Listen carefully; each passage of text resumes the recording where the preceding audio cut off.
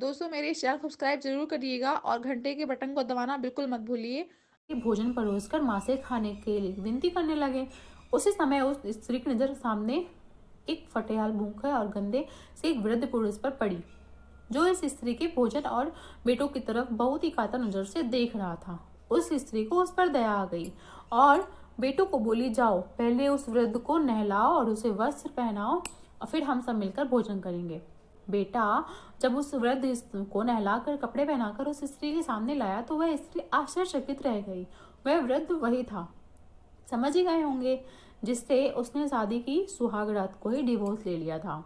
उसने उससे पूछा कि क्या हो गया जो तुम्हारी हालत इतनी दयनीय हो गई। तो उस वृद्ध ने नजर झुका करके कहा कि सब कुछ होते हुए भी मेरे बच्चे मेरा ख्याल नहीं रखते और हमारा अपमान करते हैं, हमें अपने ही घर से निकाल दिया।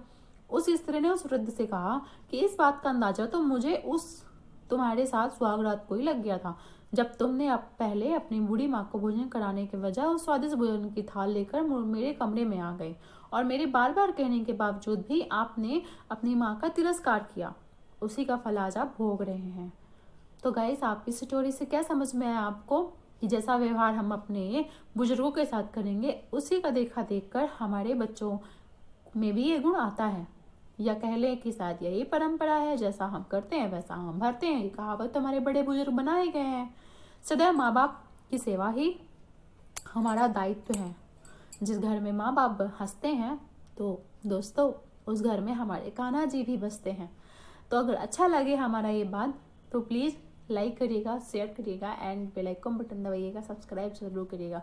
सब्सक्राइब करना बिल्कुल ना भूलें और अपनी इस प्यारी सी छोटी सी ममता शुक्ला को इसकी प्यारी प्यारी नटखट की इस बातों को जरूर सुनिएगा और कमेंट्स भी करना मत भूलिएगा। तो इसी के साथ अब हम चलते हैं। कल फिर हम आप लोगों के लिए एक अच्छी सी प्यारी सी स्टोरी सुनाने लाएंगे और अपना ख्याल रखिएगा। Okay, bye bye, take care, खुदा हाफिज, सत श्री अकाल, नमस्कार, बाय बाय।